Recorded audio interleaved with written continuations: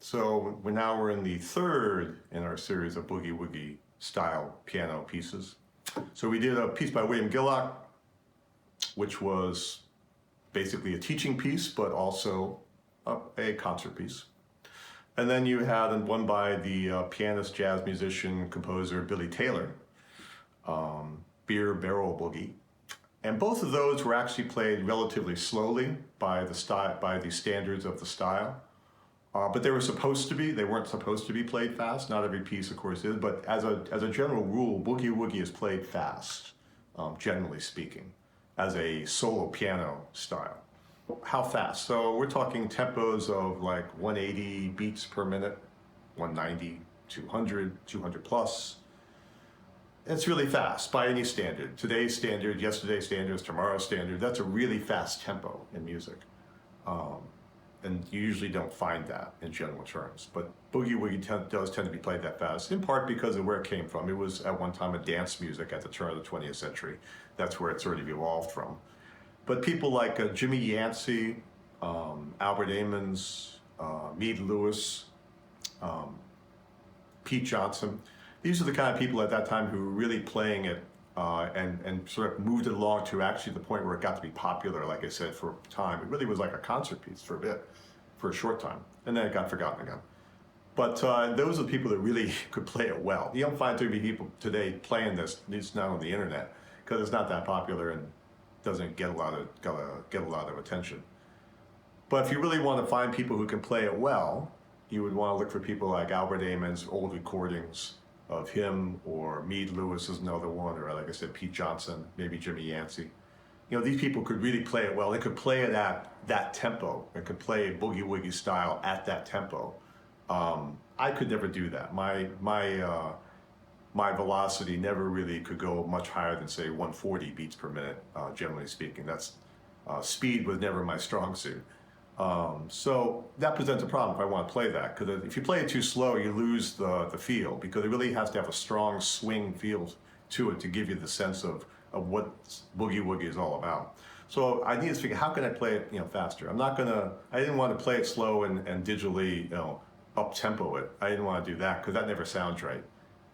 Because if you play something slow and then you play it fast, they really aren't played the same way because of the speed involved. So you wouldn't place the notes the same. So if you play something slow and speed it up, it won't sound right, because it's not where a person would play it if they were playing it at that advanced tempo. So I didn't want to do that. So I've thought about it, and I thought, well, I can play like 150, 160 for a short, time, like a couple of measures or a few measures at a shot, and hold it together. So I thought, well, let's do that. So what I did was I did a whole bunch of takes playing this piece, which is Jelly Bean Boogie by Billy Taylor, and playing that in a whole bunch of takes, a couple of measures at a time, at a tempo, say, of 150 or 160.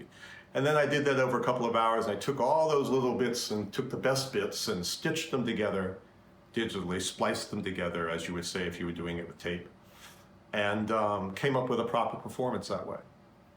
And so that's what you're going to hear right now. It's going to be little bits at a time, but you won't really notice it. It'll sound like one complete piece. But truth be told, I didn't, truth in advertising, I didn't really play this from start to finish, because I can't.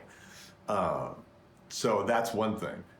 There's also some little variations I threw in there, because at 160, it just flies by like in about 50 seconds, the piece of Taylor's.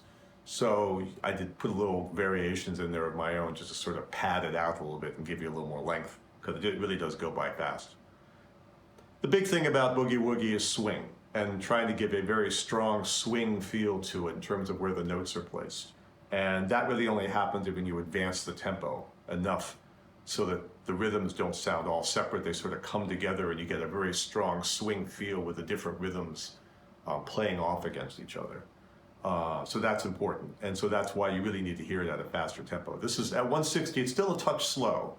It should be like 180, but fast enough, I think, that you can get a good sense of the style and how it's supposed to sound.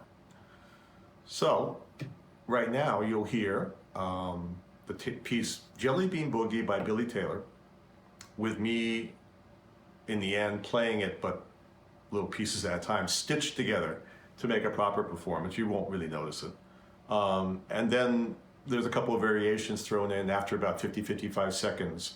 That's where the piece proper ends. And then there's a few variations for another like 25 seconds after that of my own, just to sort of fill it out a little bit. So you'll hear that as well. So now we have Billy Taylor's Jelly Bean Boogie.